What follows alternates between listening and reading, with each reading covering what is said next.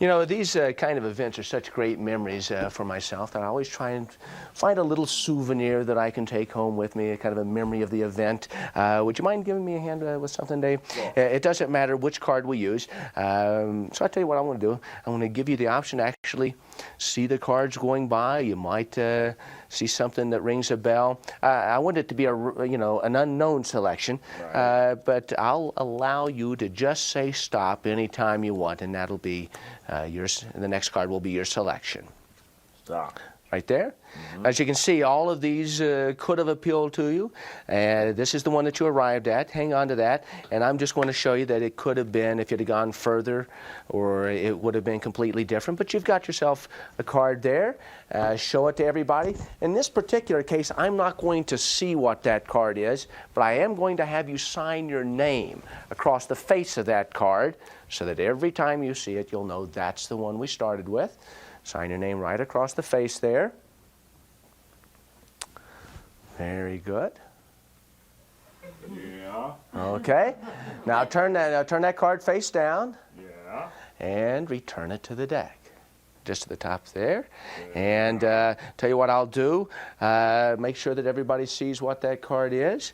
I'll put it in and in again, and we'll just kind of leave it poking out there. It's kind of a visual aid, okay? Now, if I wanted to make a copy of that as a souvenir for myself, even if you had $1 million Xerox machine in the other room, couldn't be a perfect copy because that's cardboard and it's got a special kind of a waxy coating. A playing card is a completely different thing than a piece of Xerox paper. But here I have what's, for all intents and purposes and perceptions, just 3 playing cards. But what this is, in actual fact, is a very miraculous sort of duplicating machine. They're just blank cards here with blue back. Oh, I just realized if I'm going to make a perfect duplicate, I should have brought my red cards. By any chance, your card wasn't a joker, was it? It was like a spot card or a face card so that the name will stand out clearly on it. Okay, that's important.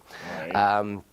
Now, since I didn't bring my red copying cards, in order to get an exact duplicate, I'm going to have to erase the back off of one of these blue cards so that I can start fresh. Now with the back gone, all I have to do is print a red back. There you go. So now I've got a red back with which to work. Now my job is to create a duplicate of the card that you selected. Now I don't know what your card was, but I'm going to see if I can't make a little bit of a duplicate. Was that your card, the identity of your card? So I did get the suit and the value right. It's the 6 of hearts, and I got the back right. The only thing that I don't have is a perfect duplicate of your signature. Would you do me a favor? Stick out your right index finger, your other right index finger. There you go. And all I have to do is give a little bit of a writing thing there, and I actually end up with an absolute perfect duplicate of your selection. There you go. There you go.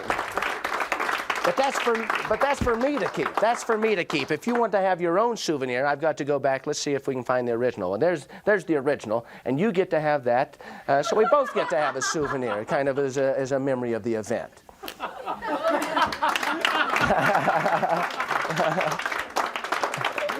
Isn't that